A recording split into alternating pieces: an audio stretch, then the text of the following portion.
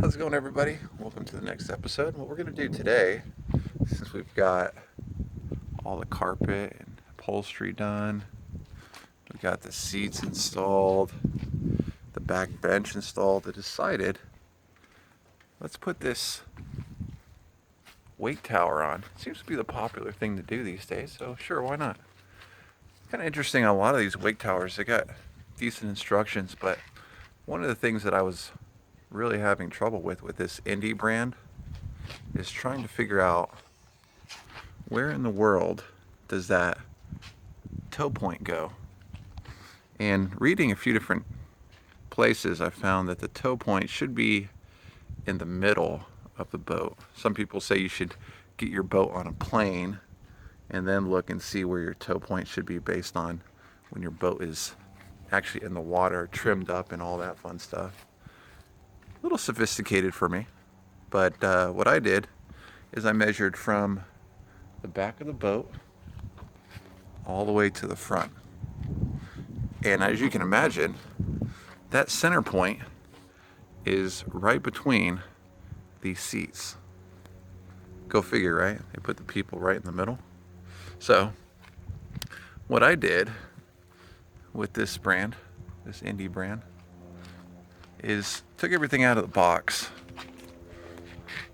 and assembled it, but didn't put it too tight, just enough where it's loose, and then made a few key measurements. The first key measurements that I made were obviously the ones that tell us where you start off at to put that tow point in the middle. And then once we get the fronts done, we'll go ahead and drill somewhere along either the sides. I think we're going to end up doing on the sides here, and we'll make that happen.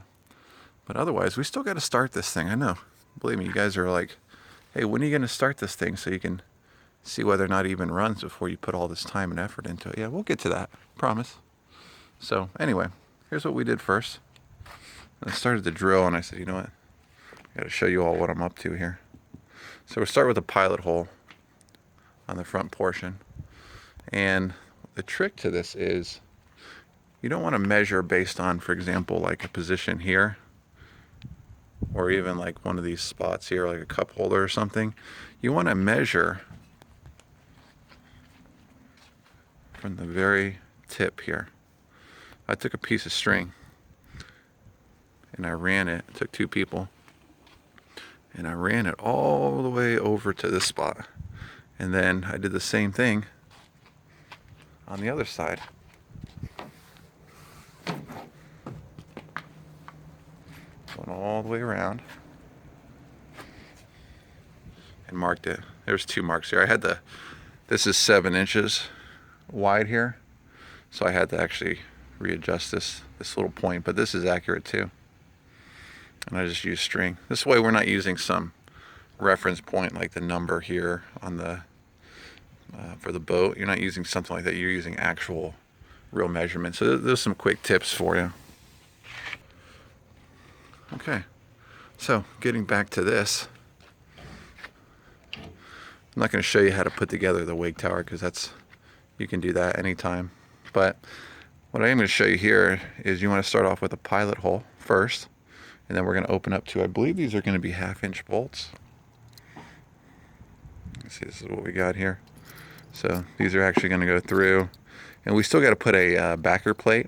So they also say alloy or some sort of aluminum or whatnot to put behind here, but I'll go in the back and get some marine grade plywood here in a little bit to make all that happen. So anyway, without further ado, let's go ahead and drill these guys out. First with the pilot hole on both sides. They say triple check right on your measurements, because once you got to drill through this again. Also, see what's behind here. I've been behind this seat multiple times already, so I'm already familiar with the area. Make sure you can get, on some boats you can't even get behind certain sections. On mine I can get from front to back. I can get there, no problem. It gets kind of tricky, as you've seen maybe up here, but it's all doable. So anyway, this is a good spot. So let's go ahead and drill that out, and we'll drill the other side out and put this front Wake Tower up, see how it looks. All right, so got the 1/2-inch holes drilled. They'll say put a piece of masking tape on this to keep that gel coat from cracking.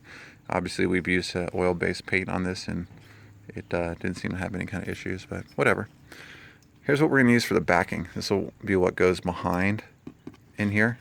Marine grade plywood. They said alloy, but I've got a boatload of marine grade plywood available, so you better believe it.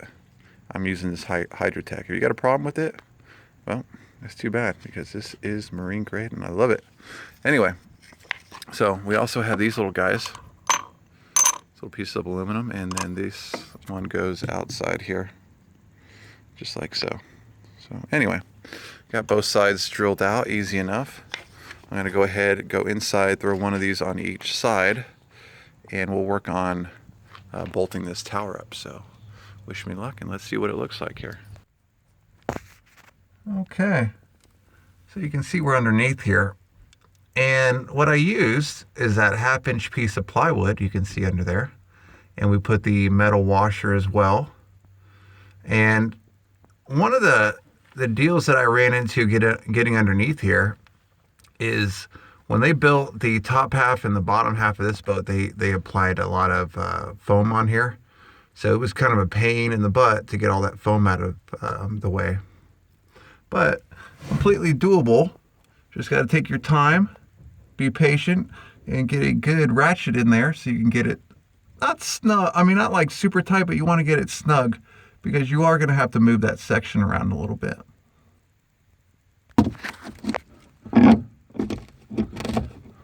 Now as you can see here, there's not a lot of room to negotiate like these ones with the holes in it, like you see here. So I actually ended up having to recut the wood without holes.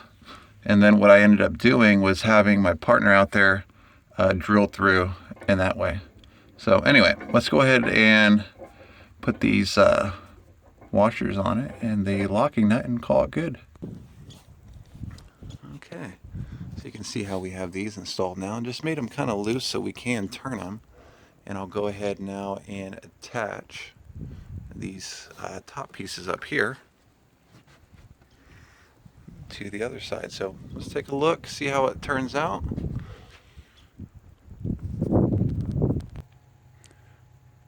All right, so moved on to the front, or sorry, the rear section here, and this is what we've installed.